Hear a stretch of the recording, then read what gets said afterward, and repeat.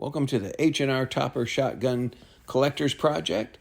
Today we're going to release all the date codes that we have for all the toppers and Pardners, all the way from the old original H&R Arms Corporation to New England Firearms to H&R 1871, H&R 1871 LLC when they were under Marlin, and the little bit that we have on the Remington years. So what's a date code? Well, a date code is a series of letters, and in our case, it'll be 1, 2, or 3 letters that appear somewhere on the shotgun. And when you find those letters and compare them to a chart, you can find out pretty close to the exact year that your shotgun was made. So the first thing we have to do is find out where to look for the date codes. If you have an older model like this 48 here with the release lever behind the hammer, you might find the date code and even a serial number behind the trigger guard on the lower tang. Special thanks to our friend George for pointing that out on his Model 48. He had a date code and a serial number behind his trigger guard. Now the rest of the date codes are going to be on the left side of the receiver. It's like if you're holding the gun looking downrange, it would be on the left side. In this example from the mid-50s, under the model number and the manufacturer name, you see that single letter, that V? That's the date code in this particular case. A little later on, the date code started appearing right before the U.S. patent number. So you'll see a 2-letter number here, AC, right in front of the U.S. patent number. That's the date code on this one. Then when serial numbers reappeared in about 1969, the 2-letter date code started to appear right before the 6-number serial number. AL is the example here. And after the gun started being produced in Gardner, Massachusetts, you had both a patent number and a serial number. The date code appears right before the serial number, AU in this instance here. So if you found your date code and it starts with a single letter, or it's 2 letters that starts with A or B, this is the chart you want to use. And if not, hold on, we'll get to your date codes in just a minute. Okay, let's use this example. Look on there and see where you see a date code. That might be that AE right in front of where it says U.S. patent. We see that AE is 1968, so this model would be from 1968. What do we see in this sample?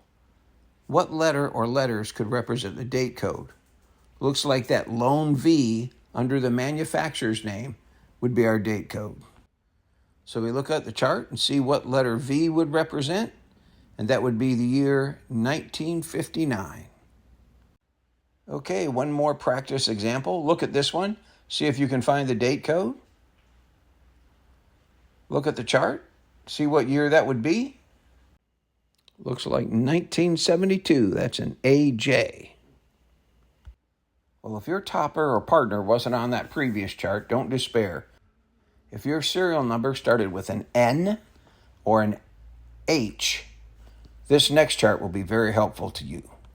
A company called New England Firearms was formed in 1987. They continued in the Gardner plant and built basically the same shotguns until 1991. In 91, H&R 1871 was formed and ended up with the brand names H&R and New England Firearms. So during this period, the first letter indicated the brand, N for New England Firearms, H for H&R, and the second letter is the date code. So the example here, NF, would be a New England Firearms, F would be the date code. So F represents 1992.